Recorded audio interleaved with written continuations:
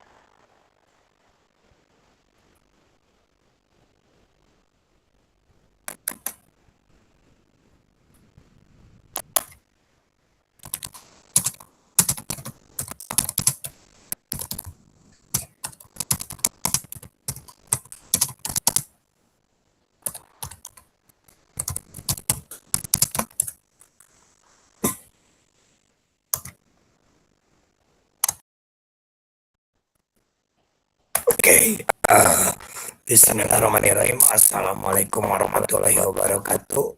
Gimana kabarnya? Sehat semua? Halo. Waalaikumsalam warahmatullahi Waalaikumsalam warahmatullahi wabarakatuh. wabarakatuh. Alhamdulillah baik Pak. Sehat ya. Oke, mohon maaf ini suara saya sedikit masih serak ya, karena kepake terus nih ya suara saya. Aduh, lumayan ya. Dan kemarin kehujanan juga cuaca, jadi ya kayak lah ya. Bapak-bapak ya, yang penting jelas suara saya ya. Jelas Pak, jelas Pak. Oke, untuk sekarang kita akan masuk ke pertemuan 11. Untuk pertemuan 11 nggak ada tugas ya. Dan di pertemuan 11 ini sebenarnya itu tuh kalau backward chaining, forward chaining tuh udah sebenarnya ya. Di pertemuan sebentar saya cek dulu ya. Itu tuh di pertemuan seponya sebelum UTS tuh backward sama kalau salah sih di awal-awal ya, di pertemuan 1 dan 2 juga udah ya benar. Di pertemuan 1, 2, 3 sudah sedikit disinggung ya, forward, backward, bahkan ada tugasnya juga ya. Sebentar saya cek dulu. Untuk tugas forward dan backward chaining itu ada di pertemuan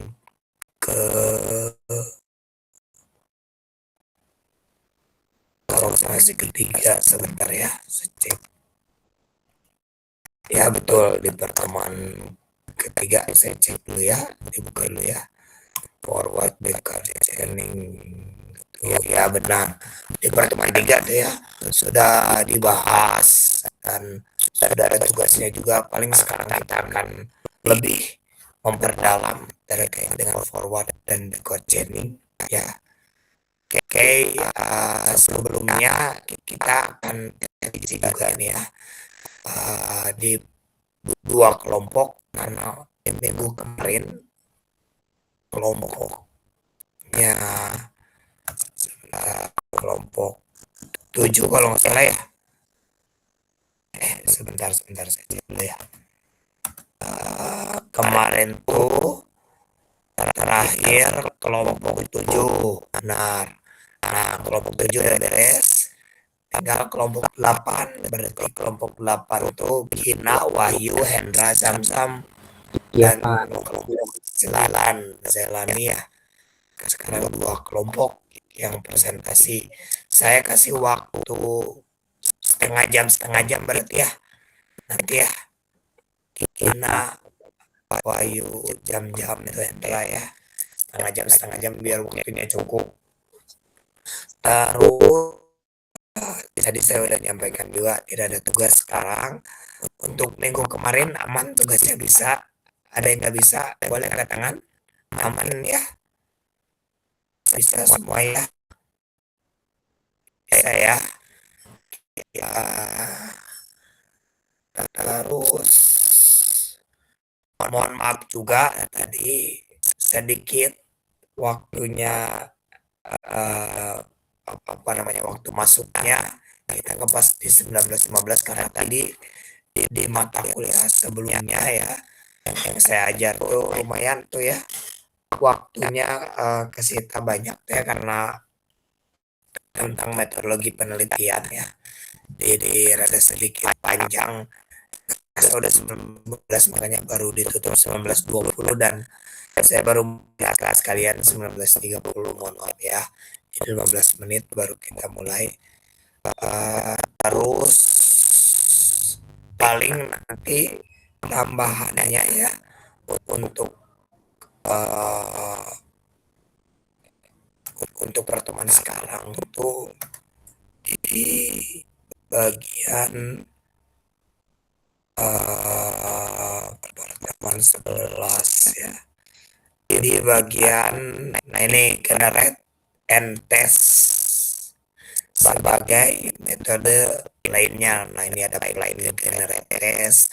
Nah, ini paling gampang dari situ. Kalau forward backward chain kan kemarin cuma nanti akan dibahas agak oleh kelompok 9 berarti ya, oleh kelompok 9. Oke, kelompok 8 udah siap untuk presentasi. Sudah siap Pak. Oke, boleh langsung dipresentasikan. Waktunya sampai 19 ya, jam 8:06 berarti ya, 8:10 lah ya. Baik Pak. Oke, boleh langsung dipresentasikan ya.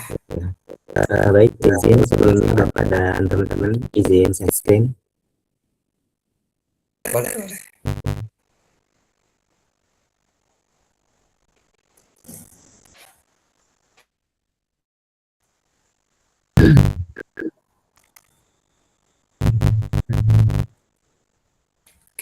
Jam sudah terlihat, udah diperbesar.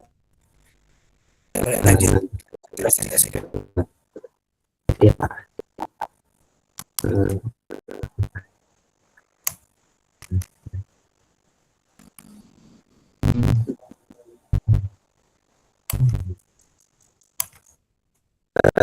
Baik.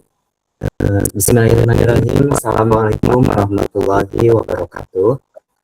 Waalaikumsalam warahmatullahi wabarakatuh. Selamat malam, salam sejahtera kita semuanya yang saya hormati Bapak Rudi Wahyudi Dardianto, selaku dosen pengampu mata kuliah Sesampakan, dan juga teman-teman yang saya hormati yang hadir pada perkuliahan hari ini. Sebelumnya, terima kasih atas kesempatannya kepada kami dari kelompok 8 yang akan mempresentasikan mengenai metode inferensi argumen dan logika proporsional. Di sini akan ada 6 orang, yaitu ada Teh Gina Nur Ardiani, ada Wahyu Agung, dan juga saya sendiri Muhammad Diantah tadi. Langsung saja ke poin pembahasan berikutnya, yaitu mengenai pembahasan tentang argumen proporsional.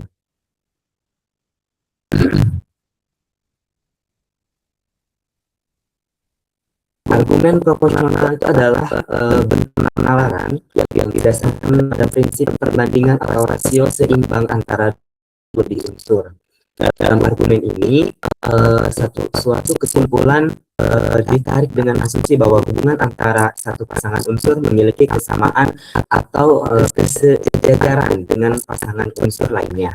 Nah, artinya jika terdapat hubungan tertentu antara A dan B, serta hubungan tersebut memiliki rasio atau tingkat yang sama dengan hubungan antara C dan D, maka dapat disimpulkan bahwa A dengan B sebanding dengan C dan juga D. Nah, prinsip dasar dari argumen proporsional adalah adanya keseimbangan, kesetaraan, atau kesebandingan dalam hubungan tersebut. Nah, dalam konteks penalaran itu, argumen proporsional sering digunakan dalam menunjukkan keadilan, konsistensi, dan rasionalitas dalam pengambilan keputusan. Nah, misalnya jika seorang yang bekerja selama 8 jam menerima upah tertentu, nah maka orang lain yang bekerja selama 4 jam dengan jenis pekerjaan dan kondisi yang sama seharusnya menerima upah setengahnya. Nah, hubungan antara waktu kerja dan upah dianggap bersifat sebanding, sehingga kesimpulan yang diambil mengikuti prinsip proporsi tersebut. Nah, dengan demikian argumen proporsional ini membantu menjaga keseimbangan antara sebab dan juga akibat, atau antara usaha dan juga hasilnya. Nah, selain digunakan dalam ilmu matematika, argumen proporsional juga banyak diterapkan dalam bidang hukum, ekonomi, dan juga etika. Nah, di dalam hukum itu misalnya hukuman yang dijatuhkan seringkali mempertimbangkan tingkat kesalahan agar sebanding dengan perbuatan yang dilakukan. Dan juga dalam ekonomi, misal konsep proporsional itu digunakan untuk mencatat ya pembagian keuntungan atau distribusi sumber daya. Namun demikian, penggunaan argumen proporsional ini harus dilakukan dengan hati-hati gitu ya. Karena tidak semua hubungan bersifat linear atau jauh sebanding. Nah, ada kondisi tertentu di mana faktor tambahan dapat memengaruhi hasil dan juga sehingga asumsi proporsionalitas jadi tidak terlalu mungkin itu apa namanya pembahasan pengertian mengenai dua argumen proporsional. Nah, kemudian yaitu mengenai pengertian notasi modus ponens dalam argumen proporsional ya. Nah, modus ponens itu adalah salah satu bentuk penalaran deduktif yang paling dasar dan paling kuat dalam logika. Nah, polanya adalah sebagai berikut. Jika P maka Q. Nah, P benar, jika maka Q juga benar. Nah, secara simpel kita dapat tulis seperti ini. Nah, modus ponens ini berarti cara menegaskan gitu ya. Dengan menegaskan sebabnya. Nah, jika suatu kondisi atau P gitu ya terpenuhi dan diketahui bahwa kondisi tersebut mengakibatkan sesuatu atau Q-nya ya, atau jika Q maka Q pasti akan terjadi.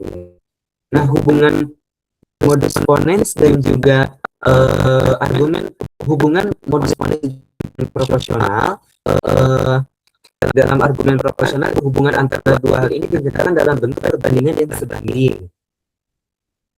Dan juga struktur proporsional ini bisa dinyatakan dalam bentuk implikasi nanti jika atau maka jika titik maka itu ya, dengan sehingga dapat dianalisis menggunakan notasi modus ponens. Nah, mengenai proporsi atau premis umum itu kan jika jumlah barang bertambah 2 kali lipat, nah maka harga juga bertambah ini. Nah, misalnya P adalah jumlah barang yang bertambah 2 kali lipat. Nah, atau Q harga bertambah 2 kali lipat.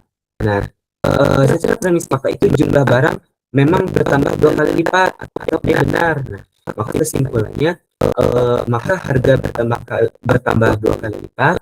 Karena struktur ini juga mengikuti pola dari modus ponens tersebut. Nah, mungkin demikian pembahasan yang saya sampaikan mengenai argumen proporsional dan juga notasi modus ponens.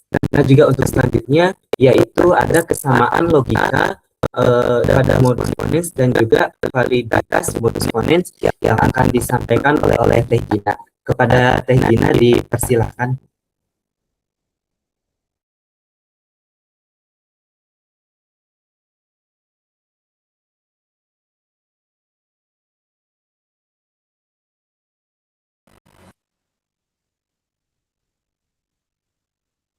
Teh Gina, maaf.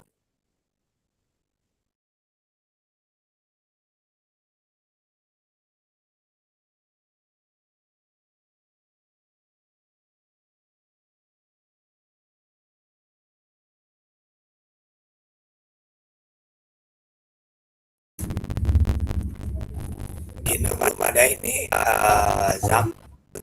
Iya Pak, ini Teh Gina katanya error Pak, ininya belum bisa masuk suaranya. Oh ya, itu di apa namanya slide-nya boleh diperbesar lagi. Oh, iya Pak. Cek izin sudah ada suaranya. Udah Ya. ada suaranya. Sudah ada Teh, boleh. Oke, baik, terima kasih. Nah, Untuk gitu. alasan. Zam, boleh diperbesar sampai yang di kanan bawah tuh.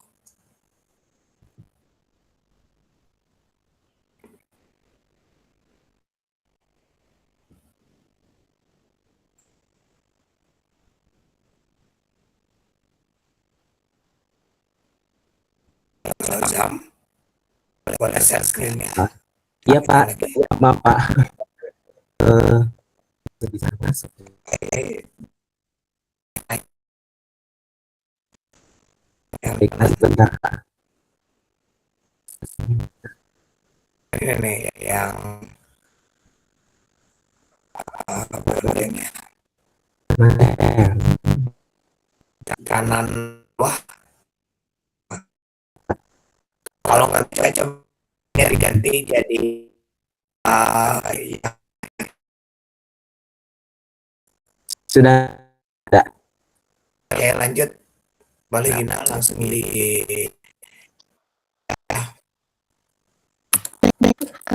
Untuk kalian semua terima kasih. Selanjutnya materi terkait kesamaan logika pada modus ponens. Jadi pada slide ini kita membahas tentang kesamaan logika pada modus ponens, yaitu bagaimana bentuk skema inferensi dapat ditulis dalam bentuk formula logika proporsional atau argumen sederhana ini dapat ditulis dalam bentuk simbol logika formal. Oke, pada slide ini di situ ada bentuk skema inferensi yang cara membacanya itu untuk tanda panah itu jika P maka koma kita baca dengan dan titik koma maka kemudian titik 3 itu oleh karena itu, ataupun kita bisa baca jika P maka Q dan P benar maka Q.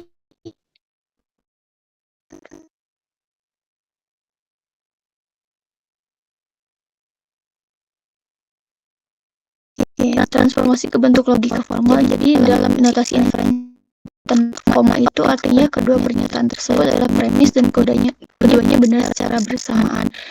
Dalam logika formal ini ditara dengan simbol N atau konjungsi, yaitu simbol seperti filter balik. Kemudian tanda titik koma ini memisahkan premis dan kesimpulan yang secara logika setara dengan simbol implikasi atau tanda panah. Artinya jika semua premis benar maka kesimpulan benar. Dalam slide tersebut menuliskan untuk jika P maka Q dan P benar maka Q itu dapat ditulis menjadi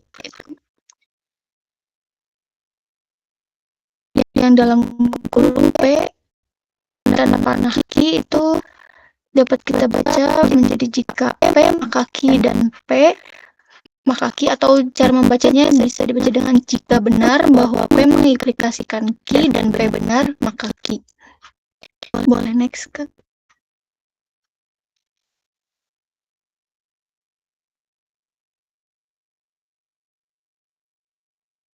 Boleh. Oke. Selanjutnya validitas modus ponens. Jadi pada slide ini kita membahas mengapa modus ponens dikatakan valid dan bagaimana membuktikannya menggunakan tabel kebenaran. Modus ponens ini adalah bentuk khusus dari silogisme yang valid. Suatu modus ponens dikatakan valid jika untuk kedua premis benar T, maka nilai conclusion juga benar. Oke, diperhatikan valid bukan berarti premisnya selalu benar di dunia nyata. Valid berarti strukturnya menjadi kebenaran kesimpulan. Dalam analogi mesin otomatis bisa dibayangkan modus ponens itu seperti mesin otomatis ya. Premis pertamanya adalah aturan mesin, kemudian premis kedua itu inputnya. Jadi jika aturan benar dan input sesuai maka output pasti keluar. Mesin tidak mungkin menghasilkan output salah jika aturannya benar, itulah yang dimaksud valid. Selanjutnya kita analisis tabel kebenarannya. Cara membaca di setiap kolomnya. Untuk di kolom ketiga itu P maka Q, kolom selanjutnya P maka Q dan P, kemudian terakhir jika P maka Q dan P maka Q. Kita bisa kolom terakhir ya, di sini hasilnya selalu true. Jadi ini disebut karena benar-benar di semua kemungkinan kombinasi. Dalam logika, suatu argumen dikatakan valid jika tidak mungkin semua premis benar, tetapi kesimpulan salah. Artinya jika premis benar ini, kesimpulan harus benar. Mengapa selalu true? Kita lihat di baris pertama itu sudah valid ya, hasilnya true. Kemudian di baris kedua, P hasilnya true, untuk Q false, kemudian P maka Q hasilnya false. Selanjutnya P maka Q dan P false, dan untuk di kolom terakhirnya jika P maka Q dan P maka Q hasilnya true. False karena dalam logika ini implikasi dengan premis salah selalu benar, atau jika bagian sebelum panah salah maka implikasi selalu benar. Kemudian untuk baris ketiga dan keempat nilai P maka Q dan P-nya selalu false. Implikasi dengan attendance false selalu true. Karena dalam logika apa saja itu sama dengan true. Mengapa ini membuktikan validitas? Karena kolom terakhir selalu benar true untuk semua kemungkinan nilai P dan Q. Maka bentuk ini disebut tautologi, dan jika satu bentuk argumen adalah tautologi, maka argumen tersebut valid. Jadi dari analisis kesamaan logika dan tabel kebenaran itu, kita dapat menyimpulkan bahwa modus ponens bukan hanya aturan sederhana, tetapi merupakan bentuk tautologi yang menjamin validitas kesimpulan secara mutlak dalam sistem logika formal. Oke, selanjutnya saya serahkan kembali ke rekan Zam-Zam. Terima kasih. Baik, terima kasih kepada Tania yang telah menjelaskan mengenai kesamaan logika pada modus ponens dan juga validitas modus ponens. Nah, untuk selanjutnya adalah pembahasan mengenai argumen palsu dan juga aturan inferensi untuk logika yang benar. Sebenarnya akan disampaikan oleh Kang Hendra. Kepadanya akan dipersilakan. Terima kasih Kang Jam-Jam. Di sini saya akan menjelaskan tentang argumen palsu. Yang pertama yaitu logical fallacy dalam logika proporsional. Dalam logika tidak semua kesimpulan yang terlihat benar valid secara struktur dan penalaran. Ada bentuk argumen yang tampak masuk akal, tetapi sebenarnya salah. Secara logika formal, ini yang disebut dengan argumen palsu. Dalam logika proporsional, digunakan simbol, maka dibaca jika mana adalah implikasi. Lalu negasi berarti tidak. Contoh, P jika atau maka Q dibaca. Artinya jika pernyataan pertama benar, maka pernyataan kedua juga harus benar. Selanjutnya, Kang.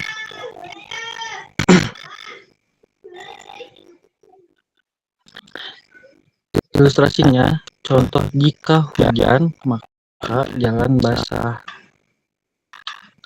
Secara simbol P maka Q. Sekilas terlihat benar, tetapi ini adalah bentuk argumen yang salah. Mengapa? Karena jalan basah tidak selalu disebabkan oleh air hujan. Bisa dikarenakan disiram air, bocor pipa, tumpahan air.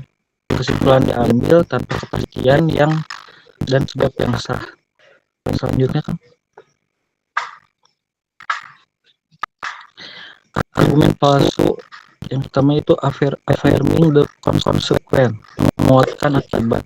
Apa maksudnya? Ini adalah kesalahan ketika seseorang menganggap bahwa jika suatu akibat terjadi, maka penyebab tertentu pasti terjadi. Padahal satu akibat bisa memiliki banyak penyebab.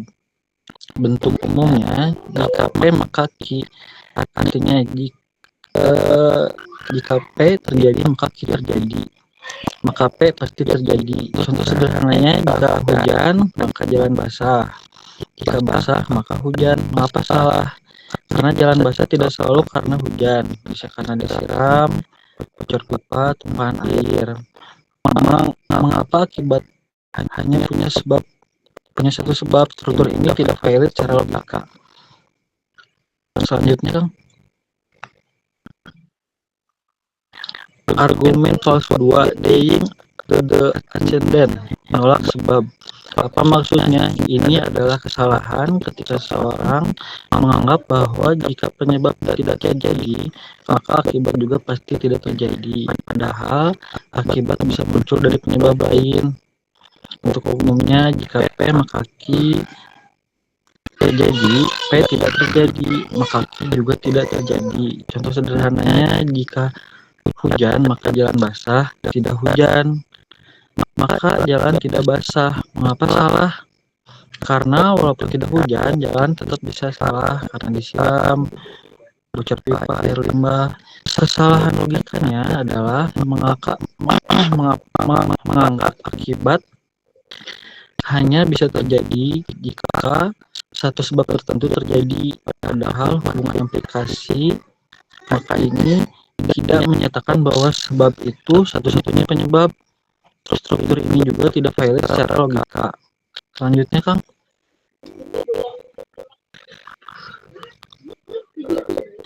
Kesimpulan dan pentingnya argumen palsu. Argumen palsu adalah kesalahan dalam struktur penalaran yang terlihat benar tetapi tidak valid secara logika. Dua bentuk utama yaitu affirming the consequence, menganggap akibat pasti berasal dari suatu sebab, lalu denying the ascendant, lalu menganggap jika sebab tidak terjadi maka akibat juga tidak terjadi. Keduanya salah karena mengabaikan kemungkinan lain. Dalam sistem pakar, semua keputusan dibuat berdasarkan aturan logika. Jika struktur logikanya salah, maka dapat menyebabkan diagnosa yang keliru, keputusan sistem yang salah, analisa yang tidak akurat. Karena itu, hanya inferensi yang valid yang boleh digunakan. Argumen palsu harus dikenali dan dihindari. Kesimpulan yang baik bukan hanya terlihat benar, teori harus benar-benar secara struktur logika. Selanjutnya, Kang. Lalu, aturan inferensi untuk logika yang benar. Aturan inferensi untuk logika yang benar dalam sistem pakar, kesimpulan tidak boleh diambil sembarangan. Kesimpulan harus mengikuti aturan inferensi atau pola penarikan kesimpulan yang sah secara logika. Jika premis benar dan pola inferensinya benar, maka kesimpulan pasti benar secara logika.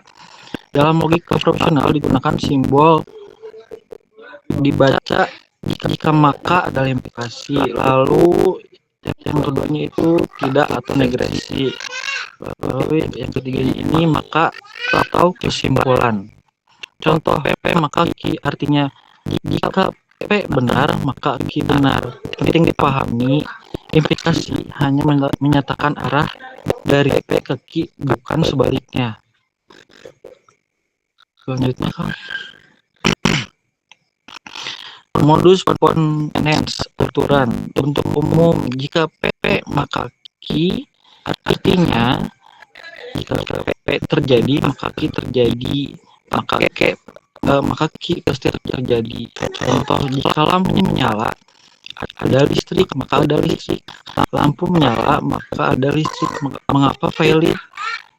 Karena jika syarat P terpenuhi maka akibat Q pasti mengikuti sesuai aturan. Struktur ini selalu sah dalam logika. Selanjutnya, Kang. Yang kedua, modus tolerance atau aturan. Untuk umumnya, jika P maka Q tidak jadi, ternyata Q tidak terjadi, maka P pun juga tidak terjadi. Contohnya, jika lampu menyala maka ada listrik, tidak ada listrik maka lampu tidak menyala. Mengapa valid? Karena P tidak mungkin terjadi tanpa Q. Jika akibat tidak ada maka sebab juga tidak ada. Ini juga selalu sah secara logika. Selanjutnya, Kang. Hipothetical silogis, aturan bentuk umum. Jika P maka Q, jika Q maka R, P maka R. Jika P menyebabkan Q dan Q menyebabkan R, maka P juga menyebabkan R. Contohnya, jika demam maka kemungkinan flu. Jika flu perlu istirahat, maka jika demam maka perlu istirahat. Mengapa valid? Karena hubungan sebab akibat berantai tetap konsisten. Selanjutnya, Kang. Pentingnya aturan inferensi.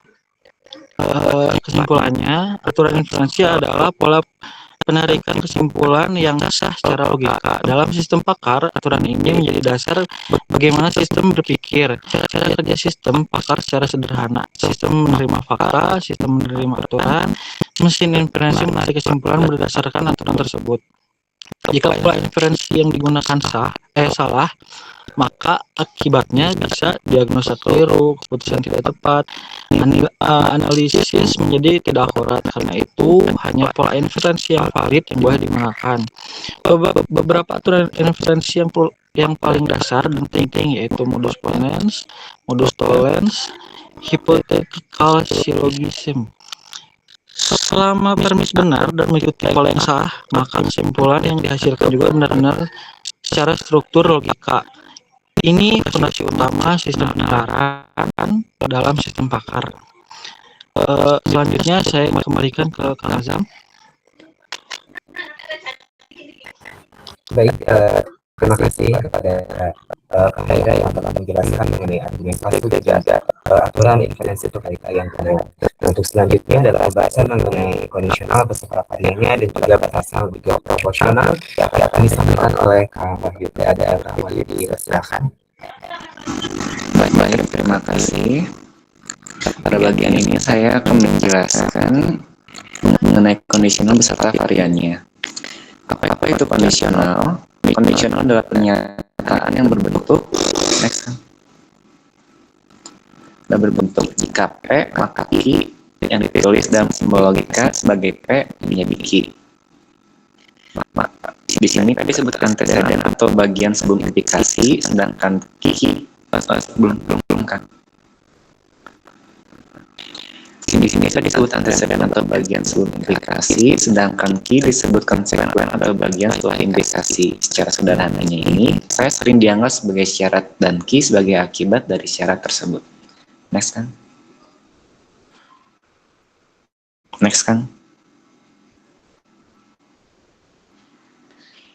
Nah, contoh sebelumnya kan.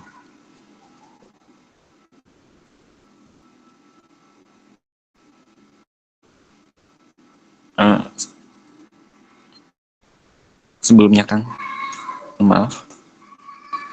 Nah, contoh kondisional yang digunakan pada slide ini adalah jika hujan turun maka jalan basah. Misalnya itu P itu hujan turun, sedangkan Q jalan basah.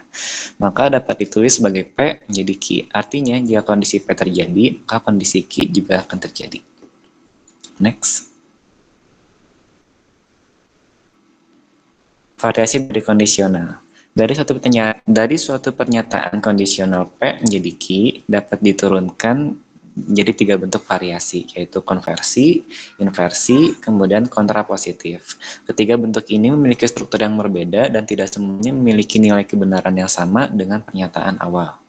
Next kan? Yang pertama itu ada konversi, yaitu Q menjadi P. Konversi diperoleh dengan menukar posisi anteseden dan konsekuen.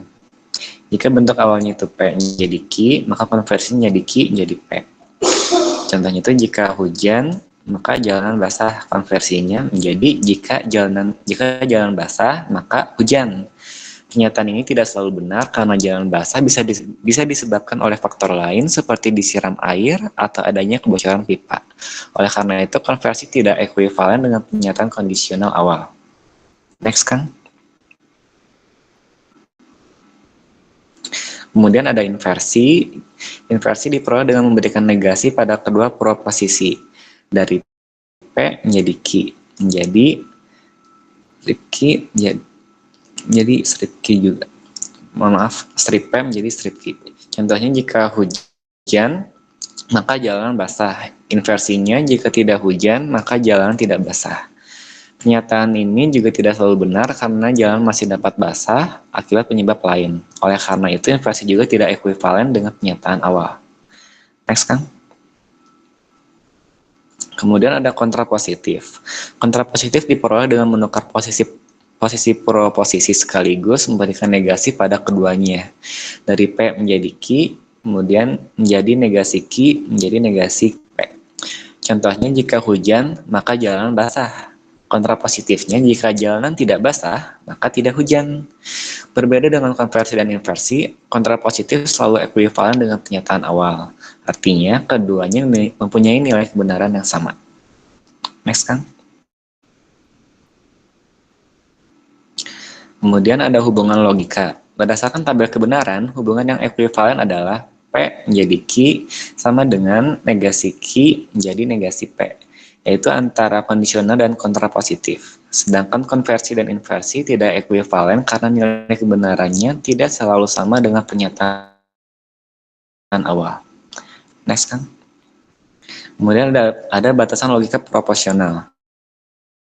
Setelah memahami kondisional, selanjutnya kita membahas batasan dari logika proporsional. Walaupun logika proporsional sangat berguna untuk mempresentasikan hubungan antar proposisi, terdapat beberapa keterbatasan yang perlu diketahui. Sekarang apa itu sebelumnya, Kang? Apa itu logika proporsional? Logika proporsional adalah cabang logika yang membahas hubungan antar proposisi menggunakan operator logika seperti implikasi, konjungsi, disjungsi, dan juga negasi. Dalam logika proporsional, setiap proposisi hanya memiliki dua kemungkinan nilai, yaitu benar atau salah. Next, kan? Kemudian keterbatasan logika proporsional. Logika proporsional memiliki beberapa keterbatasan. Pertama, tidak dapat menyatakan kuantitas seperti semua, sebagian, atau beberapa. Kedua, tidak dapat menangani variabel objek secara langsung. Dan yang ketiga, tidak dapat mempresentasikan hubungan antar objek secara rinci. Oleh karena itu, untuk kasus yang lebih kompleks biasanya digunakan logika predikat. Next. Kemudian ada contoh keterbatasan. Contoh klasiknya adalah semua manusia itu fana. Socrates adalah manusia, maka Socrates itu fana. Argumen ini sudah dipresentasikan secara lengkap menggunakan logika proporsional karena terdapat konsep semua manusia yang memerlukan kuantor. Untuk menangani kasus seperti ini dibutuhkan logika predikat. Next. Solusinya harus diubah ke dalam bentuk proporsional. Jika Socrates manusia, maka Socrates fana. Socrates manusia, Socrates fana. Baru menjadi bentuk modus ponens. Next.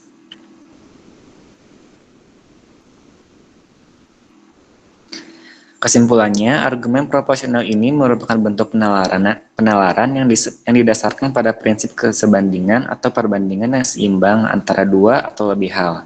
Dalam argumen proporsional, suatu kesimpulan ditarik dengan asumsi bahwa jika terdapat hubungan yang setara antara satu pasangan unsur, maka hubungan tersebut juga berlaku secara sebanding pada pasangan unsur lainnya dalam kondisi yang sama. Prinsip ini menekankan konsistensi, keseimbangan, dan keadilan dalam berpikir. Argumen proporsional banyak digunakan dalam berbagai bidang seperti matematika, ekonomi, hukum, dan etika karena membantu menghasilkan keputusan yang rasional dan sistematis. Namun penggunaannya harus memperhatikan konteks dan faktor lain yang mungkin mempengaruhi hubungan tersebut, karena tidak semua situasi bersifat proporsional atau linear. Dengan demikian, argumen proporsional merupakan alat berpikir yang logis dan efektif selama digunakan secara tepat dan kritis. Next.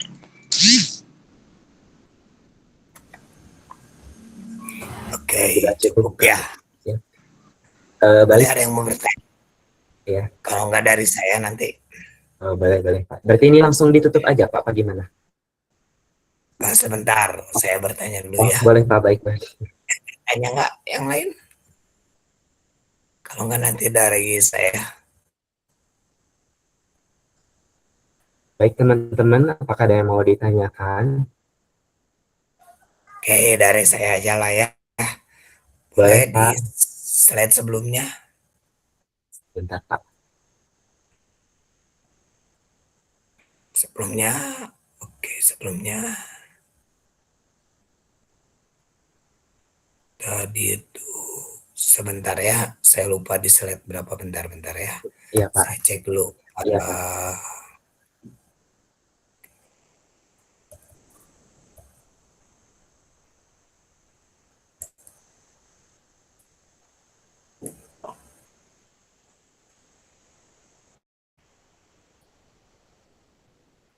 Oke, di slide ke-32 coba yang hubungan logika.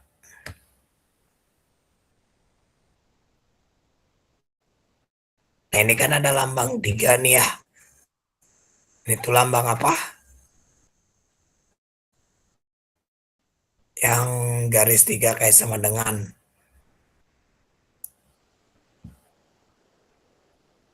kalau jam P sama dengan Q. Nah, ini ada garis 3 nih sama dengan apa itu?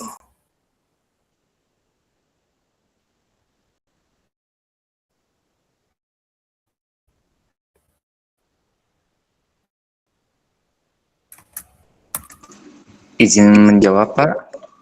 Ya, Ekuivalen, Pak, atau setara secara logika, Pak? nah bisa diperjelas nggak? Jadi pertanyaan saya, equivalent itu apa? Dan tadi kan udah dijelaskan ya sama Wahyu ya, bisa Ya, Pak. diperjelas nggak? Ini kayak gimana? Boleh sama contohnya nih. Nih, P itu misal apa? Ada laki, nah tidak equivalent tadi ya tidak Ki, nanti sama Wahyu aja ya ya Ya, baik, nanti Pak. saya malah menjawab pertanyaannya, mau dijawab langsung atau gimana yuk, kayaknya ini Eh, jawab langsung sini. dicari dulu, Pak. Oke, dicari dulu. Oke.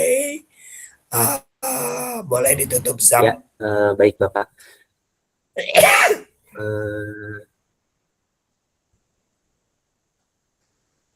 Baik, teman-teman dari semuanya, terima kasih yang telah mendengarkan dan juga menyimak pembahasan dari kelompok 8, yaitu metode inferensi argumen dan logika proporsional.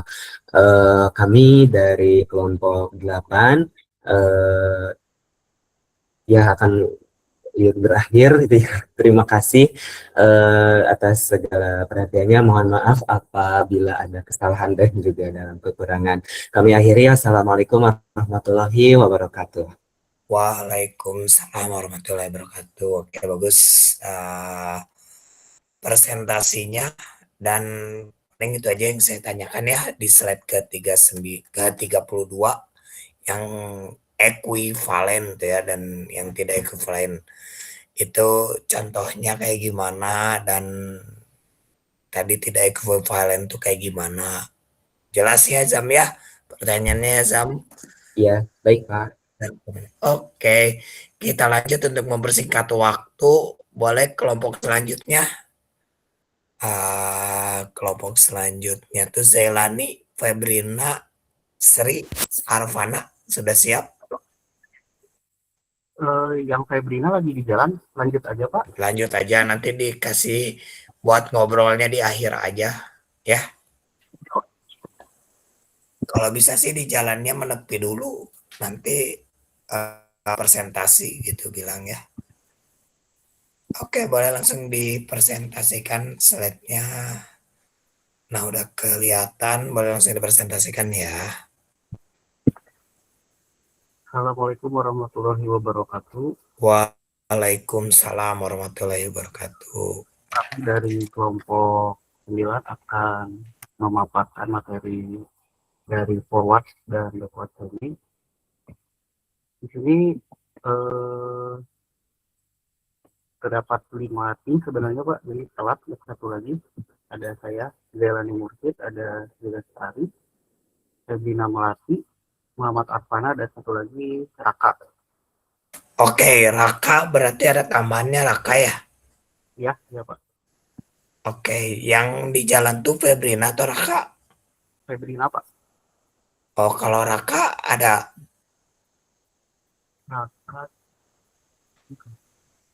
Raka kayaknya nggak ada nih ya. Oh, itu Raka ada tuh. Tadi ngasih emot. Oke, lanjut. Yang pertama, apa itu forward chaining? Forward chaining adalah teknik pencarian yang dimulai dengan fakta yang diketahui. Kemudian mencocokkan fakta-fakta tersebut dengan bagian if dari rule if then. Bila ada fakta yang cocok dengan if, maka rule tersebut dieksekusi. Jadi bila sebuah rule dieksekusi, maka sebuah fakta baru ditambahkan ke dalam database. Setiap kali pencocokan dimulai dari rule teratas, setiap rule dan setiap rule hanya boleh dieksekusi sekali saja. Proses pencocokan berhenti bila tidak ada lagi rule yang bisa dieksekusi. Selanjutnya ini adalah contoh dari proses ini. Jadi A, B, C, dan E itu adalah faktanya. Lalu tujuannya atau goalnya apakah Z bernilai benar atau salah. Di sini terdapat 5 rule. Jadi ada if, Y, dan D. Dan maka jika Z, lalu rule kedua if dalam huruf X dan D dan E, maka Y. Rule ketiga jika A, maka X. Rule keempat jika C, maka L. Rule kelima jika L dan M, maka N. Penjelasannya, jadi di sini ada iterasi pertama atau looping atau pengulangannya gitu. Jadi yang kita cari itu adalah fakta dulu dari jika-nya gitu. Jadi fakta yang dinalarkan dari pertama adalah jika rule pertama di situ cari fakta yang berkaitan dengan contoh database-nya. Jadi di rule pertama Y dan D itu tidak ada di fakta di database-nya. Lalu rule kedua X, B dan E, B dan E itu ada di fakta, tetapi X tidak ada pada fakta database-nya. Lalu di rule ketiga itu ada if A maka X. Nah, itu masuk ke dalam fakta baru. Jadi goal yang dari goal dari di fakta baru disimpan di akhir. Jadi A, B, C, D, E, dan X. Lalu setelah iterasi ketiga lanjut ke iterasi keempat, terdapat fakta baru di fakta C, maka akan menghasilkan L. Jadi faktanya menambah jadi A, B, C, D, E, X, dan L. Di iterasi kelima tidak ada yang sesuai dengan Jailani, ya, Pak. bisa diperbesar Jailani ininya Oh, di screen-nya, kandungannya. Pak. Ya, betul. Nah, betul itu diperbesar di yang persen. Oke, lanjut. Terlihat, Pak. Sudah terlihat. Lanjut. Nah, selanjutnya ada iterasi kedua. Setelah fakta baru terdapat, ada A, B, C, D, E, X, L, dan Y, maka kita mulai lagi iterasi kedua dari awal. Kita cari di iterasi pertama ada Y dan B. Kita cari, ternyata dimulai dari iterasi kedua karena di pengulangan itu mulai lagi dari terakhir pengulangannya. Di situ ada X, B, dan E. Maka goal yang di Y itu sebagai sub goalnya gitu. Lalu setelah didapatkan sub goal yang di Y, selanjutnya ke iterasi ketiga, yaitu di rule pertama, yaitu ada Y dan D, maka Z. Jadi fakta baru ditemukan. Jadi apakah Z bernilai benar? Hasilnya adalah benar karena fakta dari hasil Z terdapat fakta Y dan D. Lalu selanjutnya apa itu backward chaining? Backward chaining kebalikan dari forward chaining, di mana dalam metode ini prosesnya didahului dengan tujuan atau goalnya. Metode ini diferensi bekerja mundur ke arah kondisi awal. Proses diawali dari goal yang berada bagian then, dari rule if then, kemudian pencarian mulai dijalankan untuk mencocokkan apakah fakta-fakta yang ada cocok dengan premis-premis di bagian if. Jika cocok, rule dieksekusi, kemudian hipotesis di bagian then ditempatkan di basis data sebagai fakta baru. Jika tidak cocok, simpan premis di bagian if ke dalam stack atau tumpukannya, antriannya seperti itu, sebagai sub goal, dan proses berakhir jika goal ditemukan dan tidak ada rule yang bisa membuktikan kebenaran dari sub goal atau goal. Lalu contohnya masih sama, database yang menjadi faktanya ada A, B, C, D, E seperti yang sebelumnya. Lalu kita mulai dari iterasi pertama atau pengulangan yang pertama.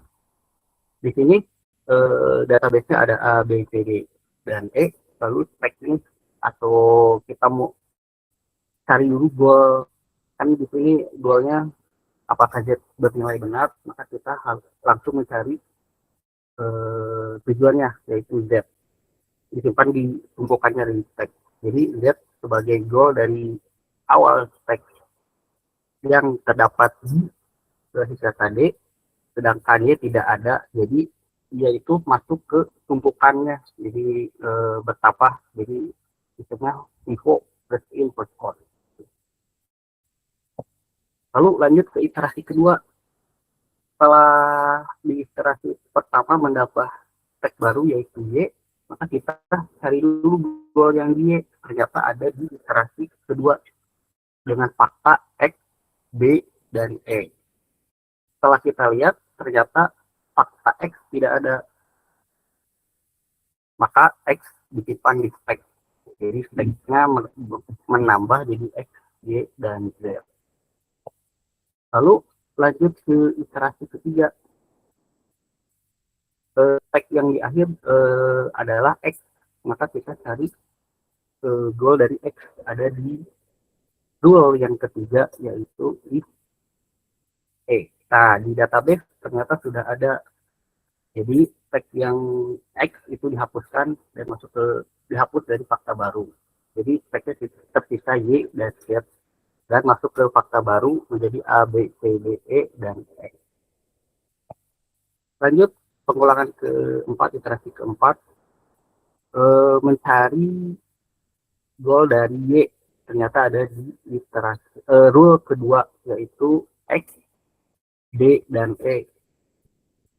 Ternyata di X, B, dan E semua ada di fakta.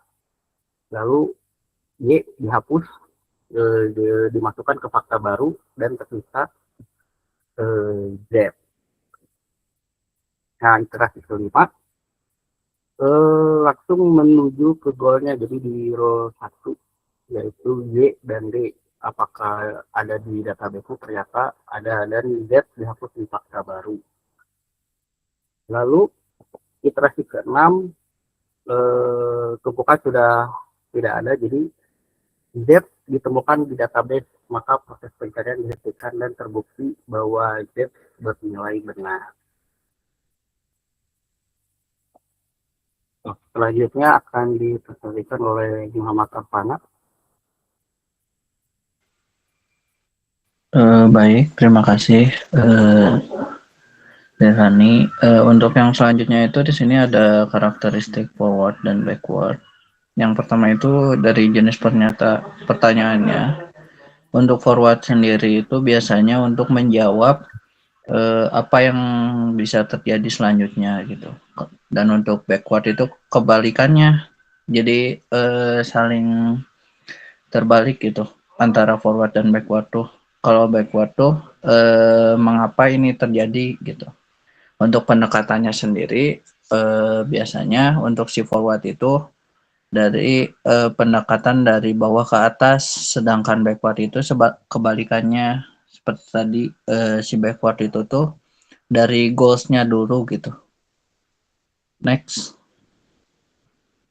untuk jenis strateginya, untuk si forward sendiri itu menerapkan pendekatan penelusuran menyeluruh, sedangkan untuk backward itu tuh lebih ke mendalam. Dan untuk tekniknya sendiri untuk forward itu berorientasi pada data, sedangkan untuk backward itu berfokus pada tujuan. Next. Nah, untuk tujuannya sendiri untuk forward itu biasanya untuk memperoleh kesimpulan. Kalau untuk backward itu untuk mencari fakta-fakta gitu.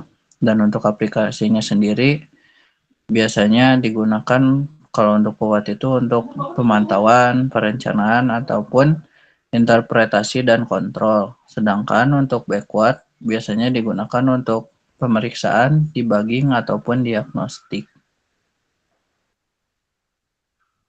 Dan jumlah kesimpulannya untuk forward sendiri biasanya dapat menghasilkan kesimpulan yang terbatas.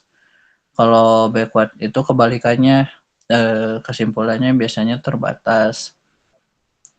Kalau untuk kecepatannya, forward itu biasanya lebih lambat karena menggunakan semua aturan, sedangkan kalau untuk backward itu biasanya lebih cepat karena nggak semua aturan dipakai gitu.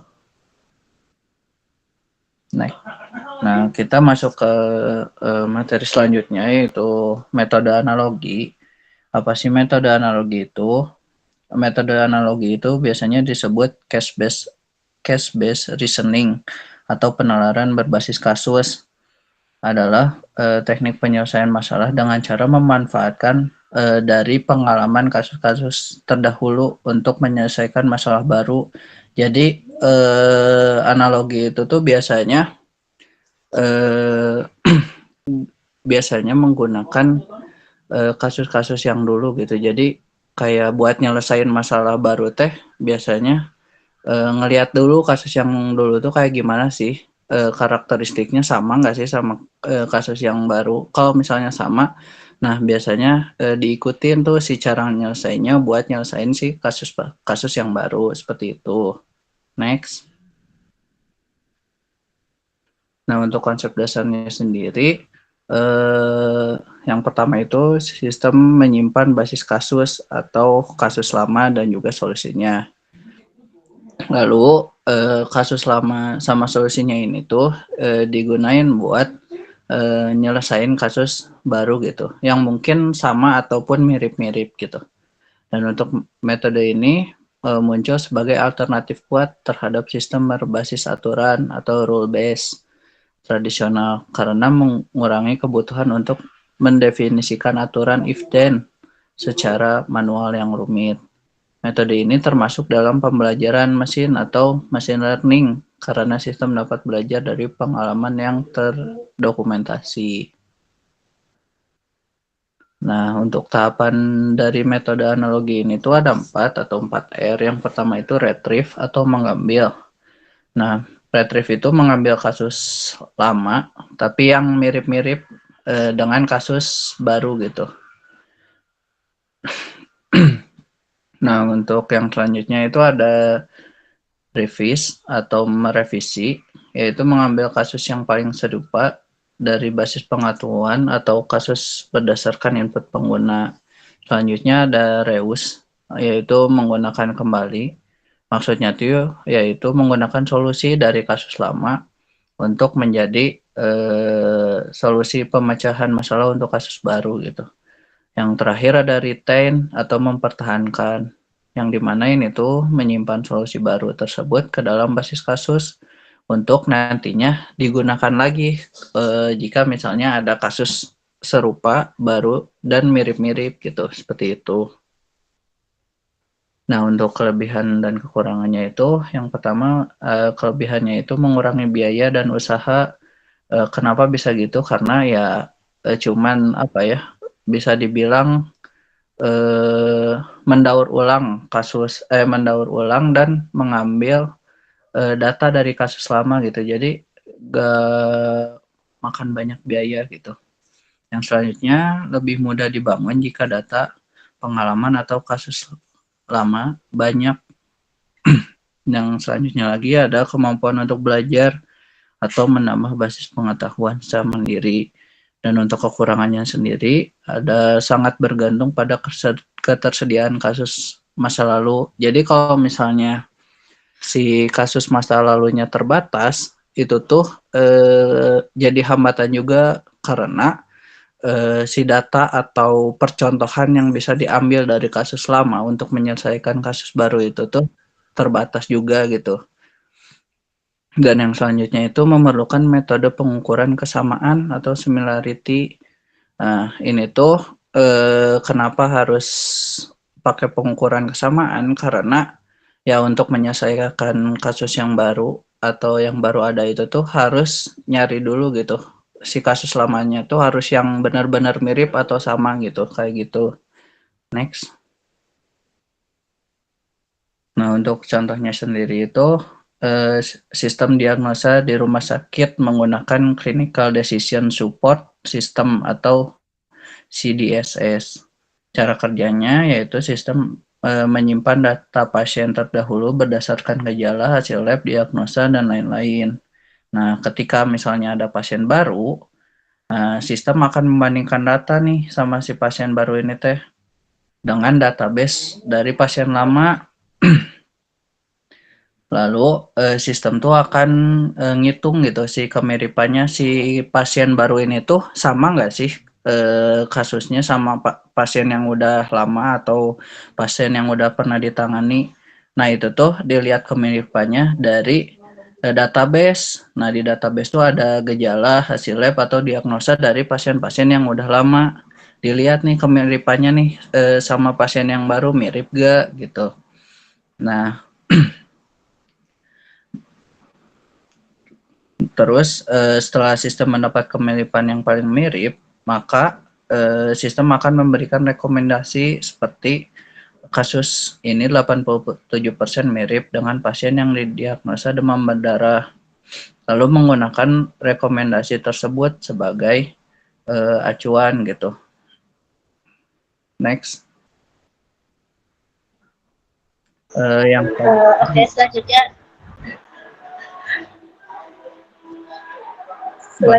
ada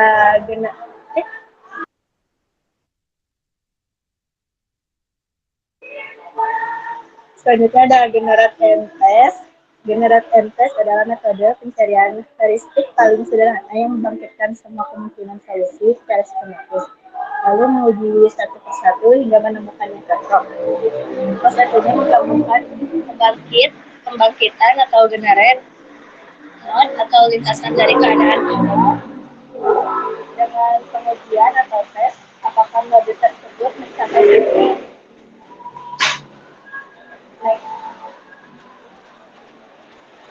Lalu ini ada tahapan dalam penerapan generate M-Test. Yang pertama ada inisialisasi, yaitu tentukan step awal dan tujuan. Lalu ada generate solusi, membangkitkan satu solusi menggunakan DMS atau backtracking. Lalu ada tes solusi, membandingkan node akhir solusi dengan tujuan yang diharapkan, ya atau tidak. Lalu ada decision point, ya, yaitu return solusi dan stop, tidak, kembali ke step 2, generate solusi berikutnya. Lalu ada repeat, ulangi sampai solusi ditemukan. Next. Lalu sini ada kelebihan dan kekurangan generator test.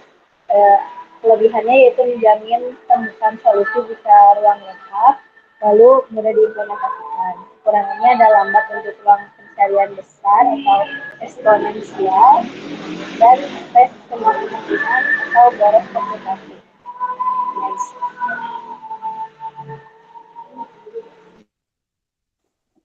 Oke, selanjutnya kita ke bagian plan generate and test. Jadi metode ini menggunakan pendekatan heuristik. Heuristik sendiri bisa diartikan sebagai cara untuk mencari solusi yang dianggap paling memungkinkan, meskipun tidak selalu menjamin menemukan solusi terbaik dengan cara tercepat. Dalam pencarian heuristik, sistem akan berusaha fokus pada jalur yang peluang keberhasilannya paling besar dan mengurangi pencarian pada jalur yang tidak menjanjikan. Untuk menentukan jalur mana yang dinyanyikan, digunakan yang namanya fungsi heuristik. Fungsi ini membantu sistem mengevaluasi setiap kemungkinan solusi dan memperkirakan seberapa dekat solusi tersebut dengan tujuan yang ingin dicapai. Kira-kira kalau dianalogikan dalam kehidupan sehari-hari, generate dan tes ini mirip kayak saat kita lupa password WiFi. Lalu kita coba untuk beberapa kombinasi yang kita ingat satu persatu sampai berhasil. Terus kita membuat kemungkinan jawaban lalu langsung mengujinya. Nah, karena konsepnya sederhana, metode ini menjadi salah satu dasar yang sering digunakan dalam bidang critical intelligence. Next. Cara kerja generate dan tes sebenarnya cukup sederhana. Pertama, sistem akan membangkitkan atau menghasilkan satu kemungkinan solusi. Setelah itu, solusi tersebut diuji untuk melihat apakah sudah sesuai dengan tujuan yang diinginkan. Jika solusi yang dihasilkan sudah sesuai, maka proses langsung dihentikan. Tetapi jika belum sesuai, sistem akan kembali menghasilkan solusi berikutnya dan melakukan pengujian lagi. Proses ini akan terus berulang sampai ditemukan solusi yang tepat. Metode ini bisa dibilang seperti trial dan error yang dilakukan secara sistematis oleh komputer. Bedanya dengan manusia, komputer mampu mencoba banyak kemungkinan secara otomatis dan jauh lebih cepat. Namun, semakin banyak kemungkinan yang harus diperiksa, semakin besar juga waktu komputasi yang dibutuhkan. Karena itu, metode ini kurang efisien jika digunakan pada masalah yang sangat besar atau kompleks. Next. Oke, sebagai contoh, terdapat seorang salesman yang ingin mengunjungi beberapa kota dengan jarak antar kota yang sudah diketahui. Tujuannya adalah mencari rute paling pendek dengan syarat setiap kota hanya boleh dikunjungi satu kali. Pada metode generate and test, sistem akan membangkitkan berbagai kemungkinan rute perjalanan, misalnya A, B, C ke D, kemudian A ke D, ke B, dan ke C, dan kombinasi lainnya. Setiap rute yang dihasilkan akan dihitung total panjang lintasannya. Setelah itu, semua hasil akan dibandingkan untuk menentukan rute mana yang memiliki jarak paling pendek. Contoh ini tuh sebenarnya merupakan bentuk sederhana dari masalah yang cukup terkenal dalam AI dan optimasi, yaitu Traveling Salesman Problem atau TSP. Dalam dunia nyata, konsep ini sering digunakan untuk menentukan rute kurir, distribusi barang, pengiriman makanan, maupun lain logistik agar perjalanan menjadi lebih efisien. Next. Oke, hasil contoh pada tabel ini dapat dilihat proses pencarian yang dilakukan oleh metode generate and test. Di sini sistem mencoba berbagai kombinasi rute satu persatu, kemudian menghitung total panjang lintasan dari masing-masing rute tersebut. Jika ditemukan rute yang lebih pendek dibandingkan rute sebelumnya, maka rute tersebut akan menjadi kandidat terbaik sementara. Setelah seluruh kemungkinan selesai diperiksa, diperoleh rute terbaik yaitu ACBD atau DBCA dengan panjang lintasan sebesar 12. Nah, dari contoh ini kita bisa melihat bahwa generate and test bekerja dengan cara mencoba berbagai kemungkinan solusi, kemudian memilih solusi yang paling optimal berdasarkan hasil pengujian. Pada contoh ini jumlah kota masih sedikit sehingga seluruh kemungkinan masih dapat diperiksa satu persatu. Namun jika jumlah kota bertambah menjadi puluhan atau bahkan ratusan, jumlah kombinasi yang harus diperiksa akan meningkat sangat cepat. Karena itu, untuk kasus yang lebih besar, biasanya dilakukan algoritma yang lebih cerdas dan lebih efisien dibandingkan generate and tersebut. Oke, next.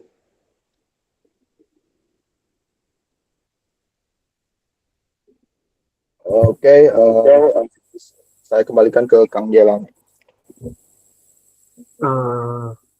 Sekian dari kelompok kami. Apakah ada pertanyaan? Oke, ada yang mau bertanya? Berarti Febriana harus sendiri ya. Nanti presentasinya. Jalani ya, nanti tolong beritahu ya. Iya, Pak.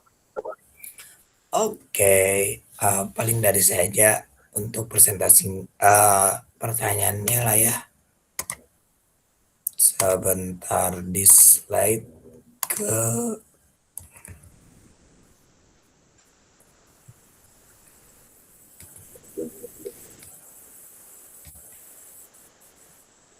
yang generate and test coba 24.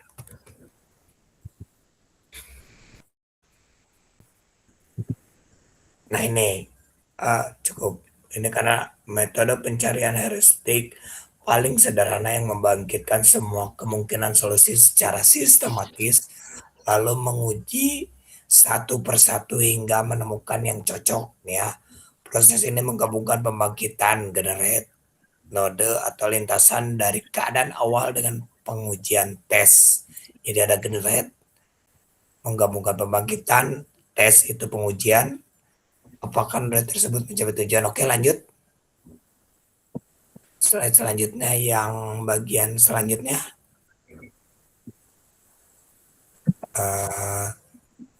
Oke, plan generate test tadi itu. Coba saya cek dulu ya sebentar ya. Bagian yang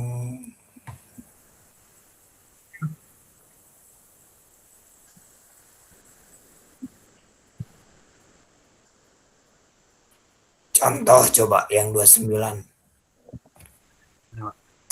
Yang contoh sebelumnya. Nah ini ya setelahnya.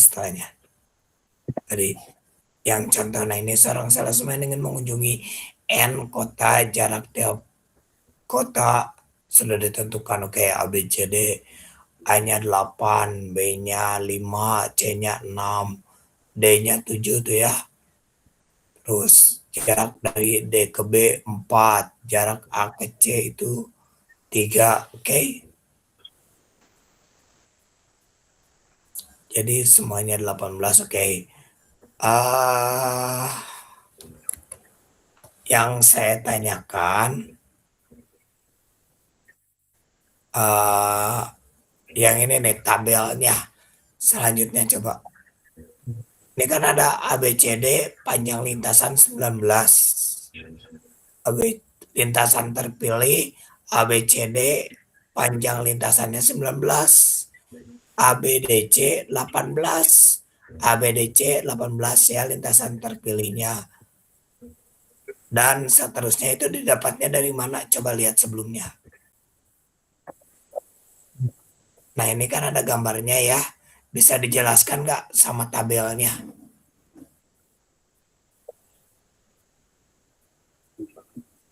Jelas pertanyaan saya nggak? Ya Pak. Mau dijawab langsung atau gimana? Biar lebih jelas nih tabelnya. Cari dulu Pak, itu diskusi dulu Pak. Oke. Karena supaya lebih jelas tuh ya. 12, 17, 16, 18 dari mana tuh ya? Maaf Pak, boleh izin menjawab? Boleh. Mungkin boleh ke slide selanjutnya. Slide selanjutnya, slide sebelumnya. Kita ambil contoh aja, mungkin lintasan untuk ABDC mungkin ya. Nah, itu tuh 18-nya tuh dari mana gitu ya Pak ya, mungkin kayak gitu ya. Oke, betul.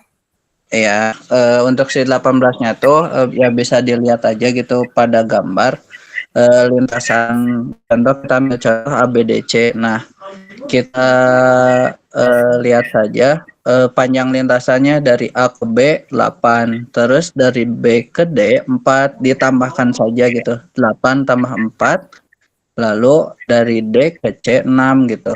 Seperti itu mungkin hasilnya 18. Seperti Coba itu lihat mungkin. Coba dari tabelnya. ABDC 18. 18. Kayak selanjutnya kalau yang 13 tuh ACDB coba. Nah, itu juga sama gitu. Bisa dilihat dari panjang lintasannya. A ditambah dari A ke C panjang lintasannya 3. Terus dari C maaf Pak? ABDC. Oh, ABDC. Boleh. Oh, dari ACB. Coba lihat dulu yang tadi, coba slide selanjutnya. Yang 13 ACDB. Oh iya. Nah, dari A ke C panjang lintasannya tuh 3. Terus dari C ke D panjang lintasannya tuh 6. Terus dari A ke C panjang lintasannya tuh 3. Terus dari C ke D panjang lintasannya tuh 6. Jadi 6 ditambah 3. Terus yang terakhir dari D ke B panjang lintasannya tuh 4. Nah, tadi 6, berarti 6 ditambah 3 ditambah 4 gitu. Seperti itu, Pak. Oke, jadi hasilnya 13 ya? Iya, betul, Pak. Oke. Terakhir coba CBAD. Kita coba lagi CBAD. Terakhir Arfan yang CBAD. Itu yang hasilnya 20. Oh, 20. Oke. Berarti seperti tadi gitu. Dari C ke B 5, terus dari B ke A 8 gitu, ditambahin aja. 5 tambah 8 berapa? 13. Lanjut. Nah, terus dari A CBAD apa ya? Maaf. Ya, CBAD. Iya. terakhir dari A ke D 7, 13 tambah 7, 20, seperti itu mungkin. Oke, bagus. Cukup tuh ya. Berarti kayak gitu penjumlahannya ya. Ya, Jelas, yang lain coba lihat tabelnya. Lain itu sebenarnya dan seterusnya kalian bisa jumlahkan aja. Ini ya. Nanti hasilnya segini. Nah, terus panjang lintasan sama panjang lintasan terpilih itu maksudnya apa? Itu pertanyaan terakhir saya, Arfana. mau didiskusikan dulu boleh Pak? Ya, soalnya ini kan ada yang DBAC 15. Nah, ACBD 12. Kenapa lintasan terpilihnya yang ini? Coba nanti ya. Itu pertanyaan terakhirnya ya. Baik Pak. Oke. Boleh jalani. Terima kasih atas perhatiannya. Mohon maaf kita ada kesalahan. Assalamualaikum warahmatullahi wabarakatuh. Waalaikumsalam warahmatullahi wabarakatuh. Oke, mungkin itu untuk udah 24.7 ya, nggak kerasa waktunya ya, cepet. Oke, paling karena emang backward chaining dan forward chaining tuh udah saya sampaikan di awal di pertemuan 3 tuh ya. Paling saya akan menambahkan sedikit. Tadi yang generate sama tes tuh udah juga disampaikan oleh kelompoknya Arvana ya. Bagus tadi penjelasan dari tabelnya dari Arvana, paling tinggal itu lintasan terpilihnya dari mana ya, dari tabel tuh. Oke, paling tambahan dari saya yang ini ya. Nanti kalian bisa baca ya, ini ya ulangan lah ya dari yang kemarin ya. Kalau forward chaining tuh pendekatan dasar tadi udah disebutkan juga ya. If, antecedent ya. Paling tambahan dari saya tuh yang pertanyaan pokoknya. Nah ini, oke. Benar atau salah dalam backward chaining, proses dimulai dari premis if untuk mencapai konklusi then. Benar atau salah?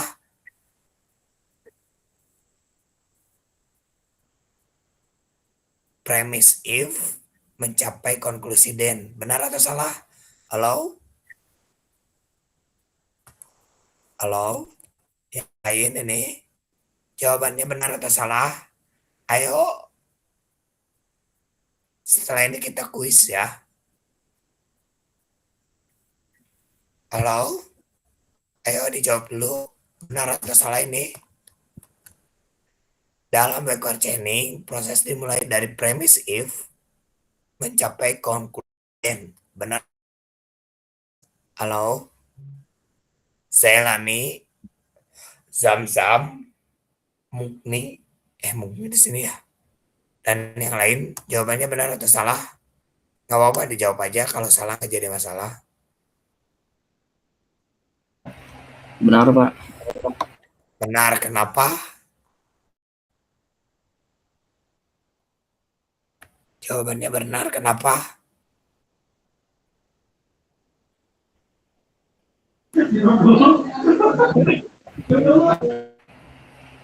Jawabannya benar, kenapa? Ayo. Kalau menurut saya salah sih Pak. Salah Pak. Kenapa? Karena terbalik Pak, kalau backward itu dari then ke if Pak. Oke. Jawabannya salah, betul. Ya karena betul ya backward chaining. Kalau tadi ke forward chaining baru dari if ke then. Kalau yang backward dari then ke if. Ya konklusi dulu then.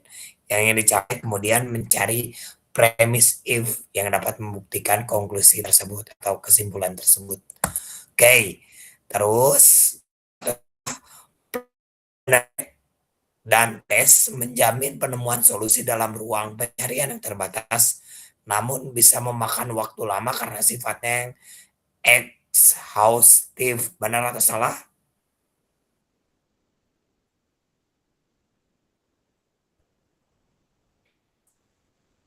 Bersalah.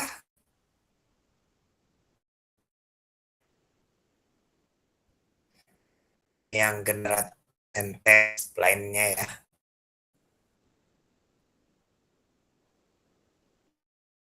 Ayo, benar salah Mukni, Kesna, yang lain.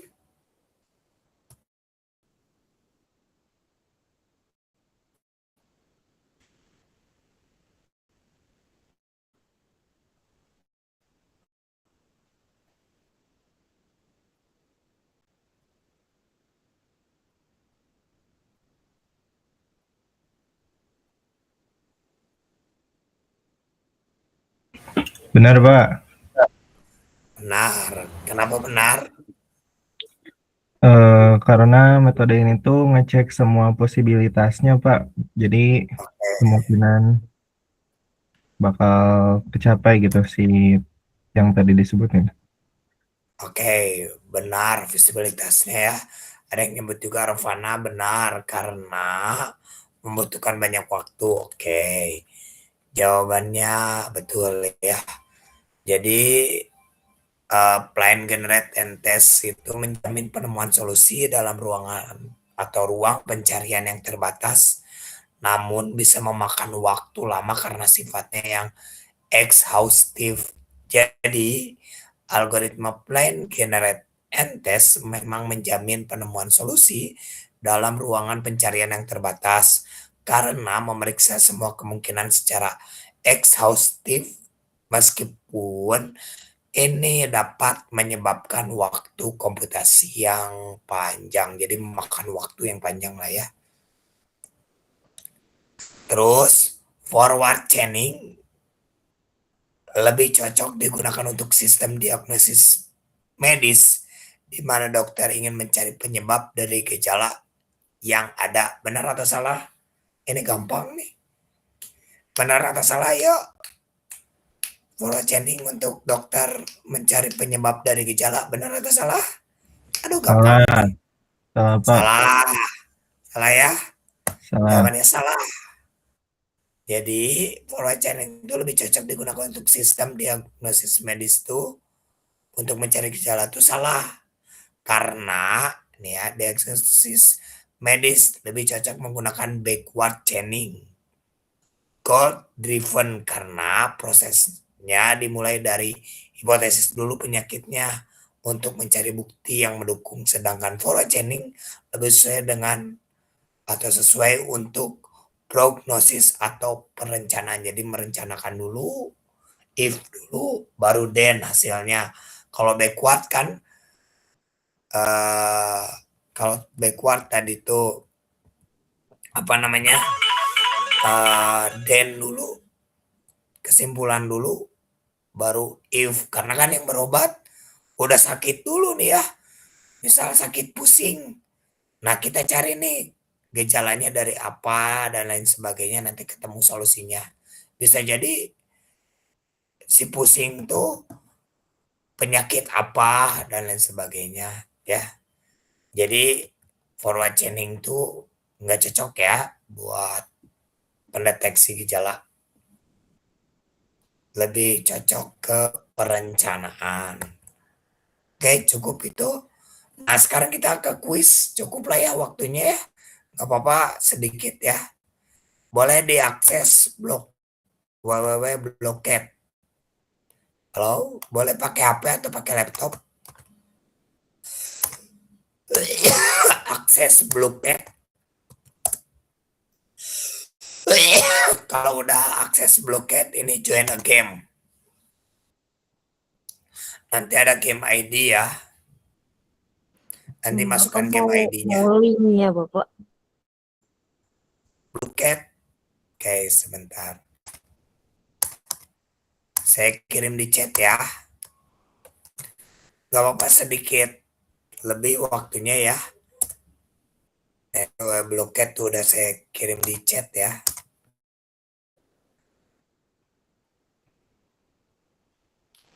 Nanti kalau sampai ke ini join a game. Tunggu nanti game ID dari saya.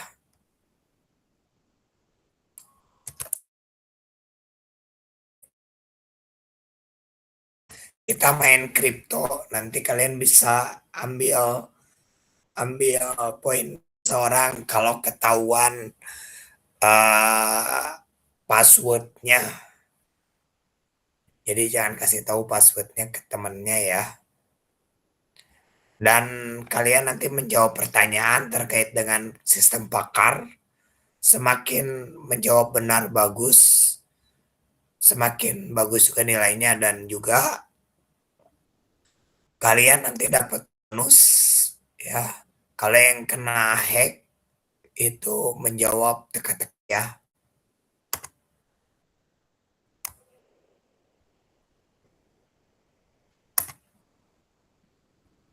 Dan crypto hack ya. Bapak ini Ada kita yang harus pernah login dulu atau gimana? nggak usah login, langsung aja ya. Nggak usah login, join a game, jangan login, join a game.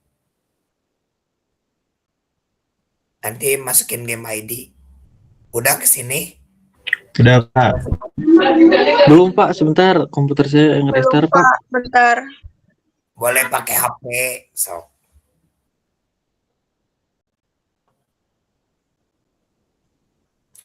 Kalau yang udah masukin game ID-nya ini ya. Waktunya jangan 7 menit lah, 5 menit aja lah ya. Cukup.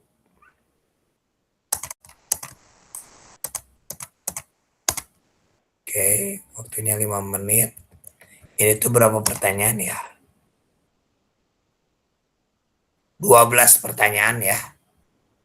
Pakai bahasa Inggris.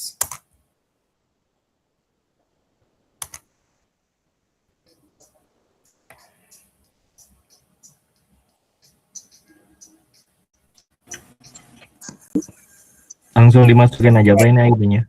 Ya, ini masukin game ID-nya ya. 1964976. Dimasukin game ID-nya ke sini ya. Gini, nanti langsung klik ini, pilih karakter. Kalian bisa menunggu host, diklik. Nanti bisa main dulu Flappy Bird tuh ya, sembari nunggu yang lain. Namanya pakai nama sendiri ya. Nama yang sesuai dan nggak boleh pakai nama samaran.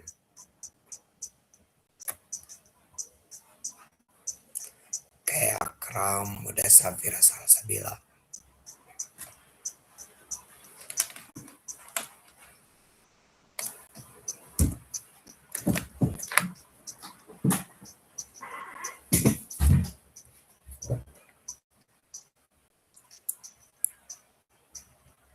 Oke, ada yang belum masuk? Saya belum Pak, bentar Pak jaringannya. Nanti bisa masuk ini ya. Tinggal masukin aja kodenya. Jadi ini kalian bisa menghack teman-teman kalian. Ketika ketahuan passwordnya, nanti menebak password ya. Waktunya 5 menit untuk menang, nanti ada poin-poinnya. Jadi jawab benar dan cepat ya. Yang belum masuk, masukin langsung ID-nya ya. Karena kita berpacu dengan waktu juga nih. Udah jam 9 nih. Pakai HP juga bisa ya.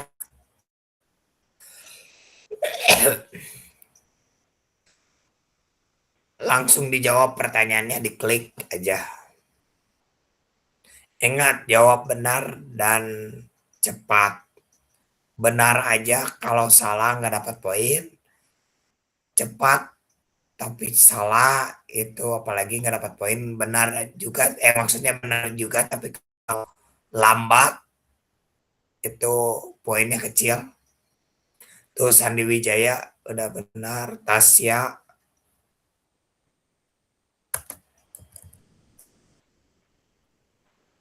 Oke, 50 Rian tuh ya.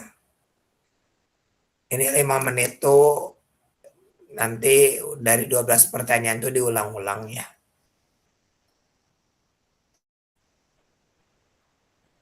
Ada yang masih belum masuk?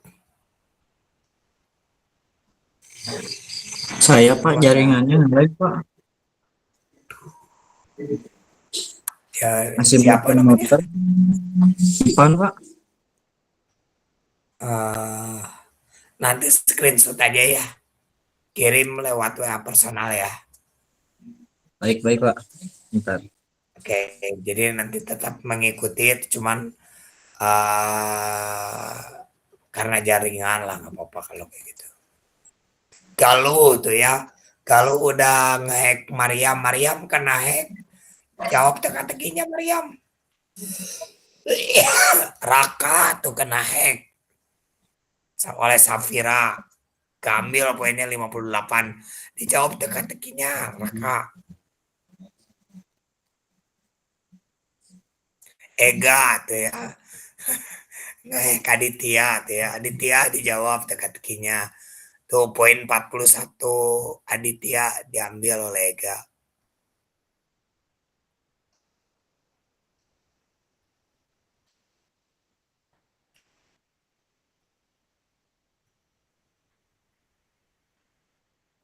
Oh ya, kayaknya nggak akan cukup waktunya untuk yang menjawab pertanyaan. Nanti ya, kita lanjut minggu depan aja.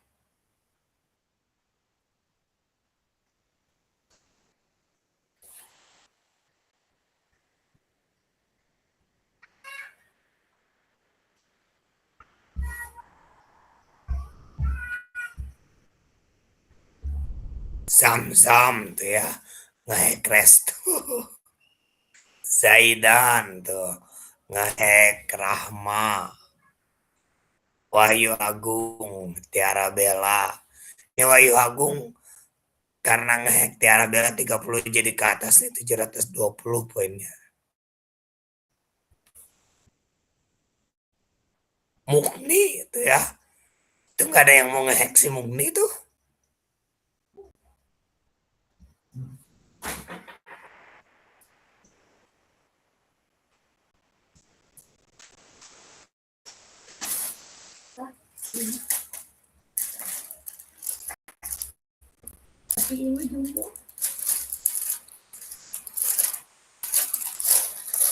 Oke, Wahyu Agung menggeser Mukni nih.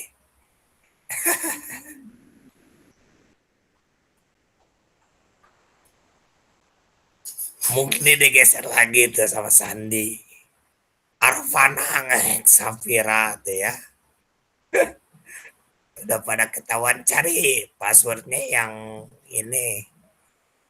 Yang susah. Tapi kalian harus mengklik dari password yang udah ada ya. Oke, waktunya 29 detik lagi. 25 detik lagi Sandi Wijaya. Nyalip tuh ke atas tuh. Nggak ada yang mau nge-hack Sandi nih. Waktu Agung ke atas lagi nih. Saling bersaing. Mukni jadi keempat. Waktunya 3 detik lagi. 2, 1, beres ya semuanya ya. Oke, jadi yang pertama Wahyu, kedua Sandi, ketiga Andri, keempat Mukni, kelima Rahma, yang terakhir tuh Gilang tuh ya. Peringkat 35 Gilang Prasetyo, oke. Itu mungkin kuisnya kalau saya kayak gini kuis diulang-ulang tuh ya. Sebenarnya 5 menit kurang waktunya, cuma karena memang udah jam 9 juga jadi waktunya 5 menit ya. Untuk Ipan udah ada screenshotnya, paling nanti saya manual masukin nanti ya. Oke. Baik Pak, terima Itu kasih. aja. Sama-sama untuk pertemuan sekarang. Untuk pertanyaan minggu depan aja dijawabnya ya. Boleh sekarang kameranya dinyalakan. Sebentar.